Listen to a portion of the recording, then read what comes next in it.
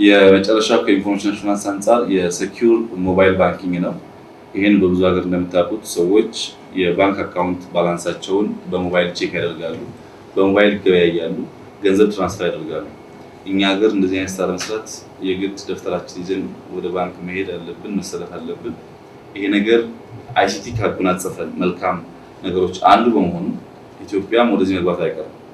ሲስተሙ ዲጂታላይዝ መሆኑን ኢቨን እሳቸው አሁን መኪና ለመግዛት ብር ይዘህ አትሄድም፣ በሆነ ሲምፕል ካርድ ይዘህ መግዛት ትችላለህ ምናምን ሲል የገጠማቸውን ቻሌንጅ በተለይ አሁን ስብሰባ ማዕከል ሚኒስትሮች በተሰበሰቡበት ነበር ያንን ሀሳብ ያነሱት።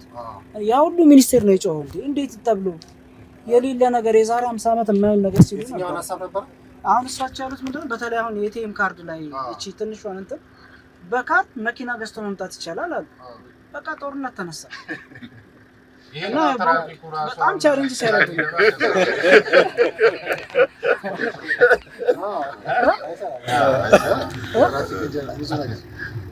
ዛሬ ከ55 ሚሊዮን ሰዎች ዜጎች በላይ በሞባይል መኒ በትሪሊየን የሚቆጠር ገንዘብ ትራንዛክት ሲያደርጉ የምታዩ ሰዎች አቅላችሁ አትመልከቱት። የዛሬ 1918 ዓመታት የኢትዮጵያ ንግድ ባንክ ገንዘብ ከአንድ ብራንች ወደ ሌላ ብራንች በፋክስ በሚልክበት ዘመን ኦቶሜት እናርግላችሁ የሚለው ጥያቄ ወደ ፕራይም ሚኒስተር ኦፊስ ደረጃ ክስ ቀርቦ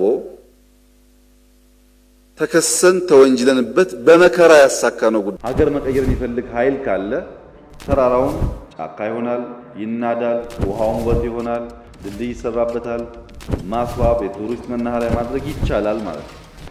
የመጨረሻው ከኢንፎርሜሽን አሹራንስ አንጻር የሴኪዩር ሞባይል ባንኪንግ ነው።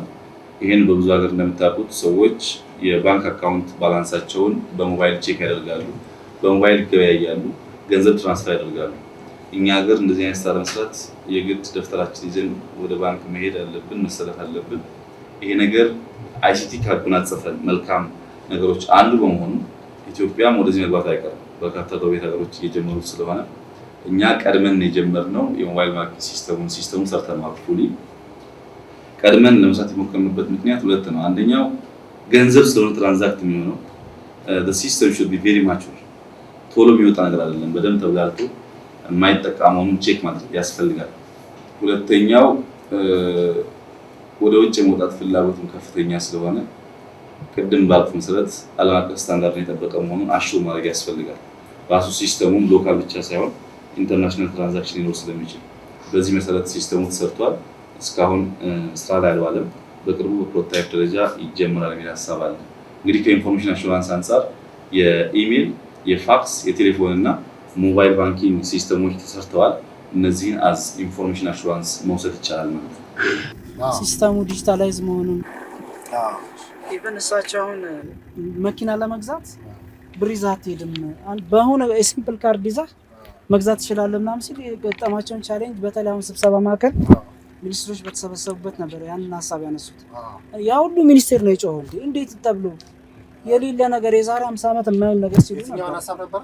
አሁን እሳቸው ያሉት ምንድነው በተለይ አሁን የኤቲኤም ካርድ ላይ እቺ ትንሿን እንትን በካርድ መኪና ገዝቶ መምጣት ይቻላል አሉ። በቃ ጦርነት ተነሳ። ይሄና በጣም ቻሌንጅ ሲያደርጉ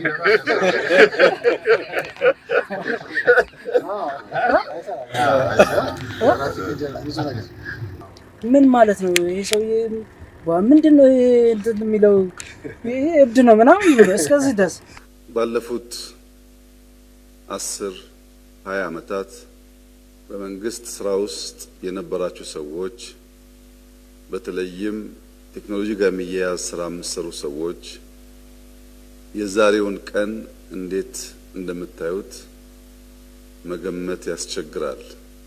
እኔ ግን ብዙ ነገር አስታወሰኝ። በድምሩ ቴክኖሎጂ የማይነካው ሴክተር የለም። ግብርናችን እየነካ ነው፣ ኢንዱስትሪ እየነካ ነው፣ ማይኒንግ ሴክተር እየነካ ነው፣ ቱሪዝም በጣም በብዙ የተሳሰረ ነው። ቴክኖሎጂ ሴክተር የኢትዮጵያን የፋይናንሻል ሴክተር ዛሬ ከ55 ሚሊዮን ሰዎች ዜጎች በላይ በሞባይል መኒ በትሪሊየን የሚቆጠር ገንዘብ ትራንዛክት ሲያደርጉ የምታዩ ሰዎች አቅላችሁ አትመልከቱት። የዛሬ 1918 ዓመታት የኢትዮጵያ ንግድ ባንክ ገንዘብ ከአንድ ብራንች ወደ ሌላ ብራንች በፋክስ በሚልክበት ዘመን ኦቶሜት እናርግላችሁ የሚለው ጥያቄ ወደ ፕራይም ሚኒስትር ኦፊስ ደረጃ ክስ ቀርቦ ተከሰን ተወንጅለንበት በመከራ ያሳካነው ጉዳይ ነው። የኢትዮጵያ ንግድ ባንክ በቀላሉ ገንዘብ ከአንድ ጫፍ ወደ ሌላ ጫፍ ትራንስፈር ማድረግ የቻለበት ሂደት በዋዛ የመጣ አልነበረም። ያኔ በዘመኑ ብርቅ ነበር። አሁን ግን ሞባይል መኒ መጣ። ሰው ከቤቱ ሳይወጣ ባንክም ሳይሄድ ገንዘብ ትራንስፈር ማድረግ የሚያስችልበትን ኢምፓክት ቴክኖሎጂ አምጥቷል። ይህ ሴክተር አሁንም በዘገየነው ልክ ሳይሆን ተሽቀዳድመን በሚገባን ተርታ እንድንቆም የማድረግ ብቃቱ ከፍተኛ ነው። ሀገር መቀየር የሚፈልግ ኃይል ካለ ተራራውን ጫካ ይሆናል፣ ይናዳል፣ ውሃውን ወጥ ይሆናል፣ ድልድይ ይሰራበታል፣ ማስዋብ፣ የቱሪስት መናኸሪያ ማድረግ ይቻላል ማለት ነው። ኢንቨስት ማድረግ ያለብንም ሰው ላይ ነው። ማክበር ያለብንም ሰው ነው። ሰው ደግሞ ራሱን ማወቅ አለበት።